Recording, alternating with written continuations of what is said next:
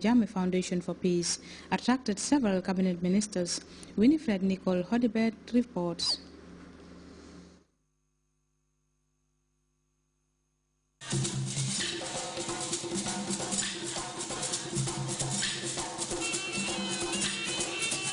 May what we do tonight be a replica of what we will do for a long time, were the words of Reverend Allen of the Methodist Church at this banquet, bankrolled by President Jammeh in recognition of the Amsterdam Dakar Challenge Group's contribution in advancing the social economic development of the Gambia.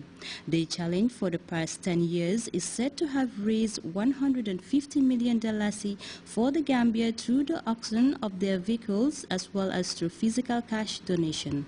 That money goes into bettering education, health, agriculture, and women empowerment groups.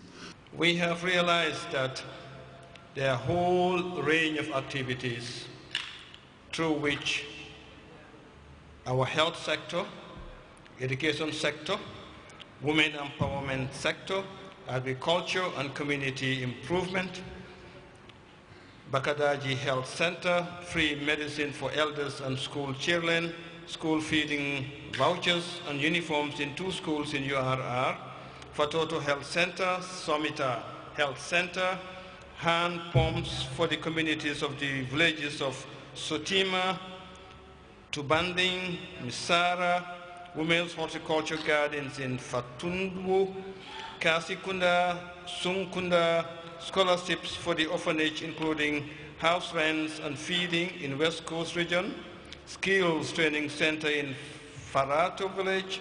The dinner was also organized to celebrate the Amsterdam Dakar Challenge's 10-year anniversary of the great steadfastness in bettering the lives of Gambians. The over $1 million raised from the auction of their vehicles last Sunday at the Independence Stadium is envisioned for a solar energy project for the Gambia. All what Gambians need to do in order to benefit from the project is to apply through the Jammeh Foundation for Peace. On behalf of our president, to say thank you to this group of challengers who are here with us and those that have contributed to Your Excellency's vision of poverty alleviation and nation building and His Excellency's blueprint Vision 2020. Otto, founder of the Amsterdam Dakar Challenge, said he is proud of what the challenge has done and still doing for the Gambia, a country he described as his newfound home. We made a difference. I hope we made a difference. And although not all teams can be there tonight, the teams that just arrived in the Gambia and Banjul are here, and I also want to welcome them. You did a great job. The Vice President and Minister of Women's Affairs, Aja Dr. Aissatou Njie Seydi, graced the event accompanied by Momodou Sabally, Secretary General, Minister of Presidential Affairs, and Head of Civil Service, and some cabinet ministers. Among them, Fatou Lamine Faye, the Minister of Basic and Secondary Education, Solomon Owens, the Agric Minister, Dr. Omar Sy, the Health Minister. A mark of appreciation for what the Amsterdam Dakar Challenge has done for their ministries. What we are giving cannot commensurate what you have done. 100 and something million assistance to grassroots organizations in the Gambia, grassroots projects. We cannot pay the Amsterdam Banjul Challenge, but we have to show a token of appreciation. That is what His Excellency the President has asked us to do. And we are here presenting this to the head of the foundation, to the head of the challenge rather, on behalf of the Jammeh Foundation for Peace. The banquet lasted into the night with entertainment provided by the Sejo Band and the Kayong Kalong bands and others. The Vice President merited the Amsterdam Dakar Group on behalf of the President, once more recognizing their effort in helping the government improve the lives of her citizens.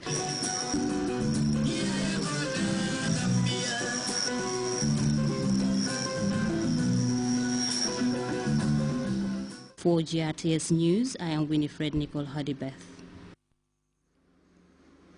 Mrs. Minata Njai has been duly nominated by the APRC to contest for the position of National Assembly for Kiang West constituency. A news release from the Independent Electoral Commission reveals that Mr. Pature Bajinka has also been duly nominated by the NRP to vie for the same National Assembly seat.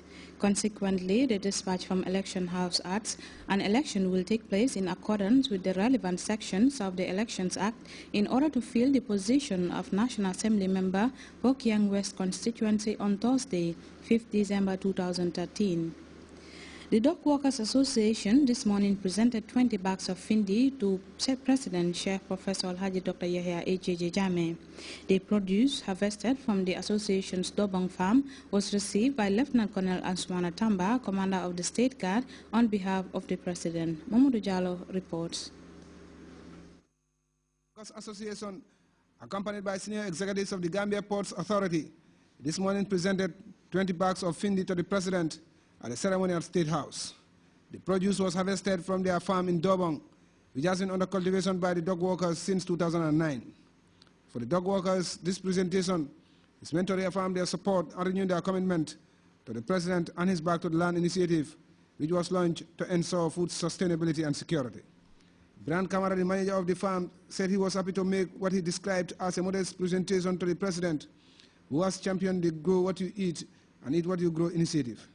This was re-echoed by Alhaji Babukar Cole, the Secretary General of the Dog Workers Association, who hailed President Jammeh for improving their welfare.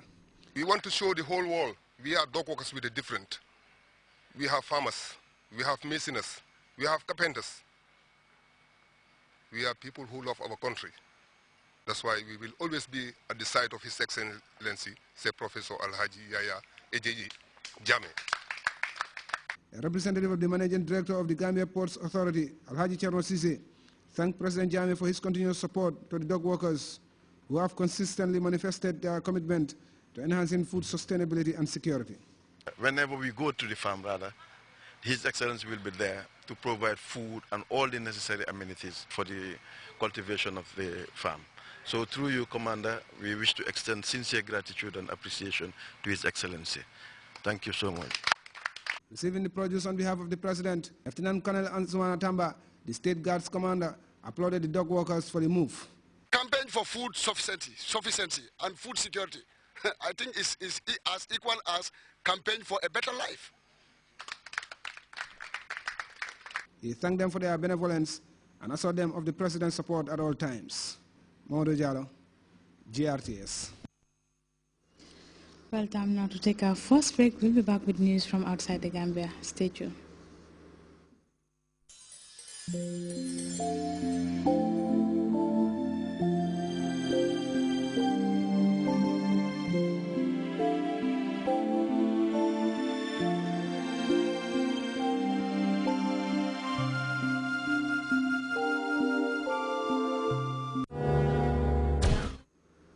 Welcome back. There is jubilation in Iran and dismay in Israel, one day after Tehran agreed to limit its nuclear program in exchange for lighter economic sanctions. The significance of this interim agreement is still being digested. France's foreign minister said the partial lifting of sanctions could begin as early as next month. Oil prices tumbled on Monday with a prospect that more oil export from Iran, but Israel and some lawmakers in Washington are deeply skeptical about this deal. So here are key points of the deal. For the next 6 months, sanctions on Iran would be eased with about $7 billion in relief. In exchange, Iran has agreed to halt its uranium enrichment program at about 5%, dilute uranium stockpiles of already enriched uranium so it cannot be used for military purposes, and stop building or operating its Iran heavy water reactors. Iran also promised to be open, allowing daily monitoring of its nuclear program. The reaction by Israel has been swift as well as furious. CNN's Raza Seya is in Tehran and tells us what the Iranians feel about the deal. The exception of the toughest, hardest hardliners here in Iran, most Iranians are very pleased with this deal. Remember, for the past 34 years, especially on the world stage, Iranians haven't had much good news, and many here see this interim agreement as good news. This is the front page of the English daily, Iran Daily, and it says breakthrough This is another Farsi language paper. It says, Inja Irane Hame Khoshalan. It means this is Iran and everyone is happy. The joy also apparent on social media. One Iranian tweeted that she was shedding tears of joy. We spoke to a number of Iranians.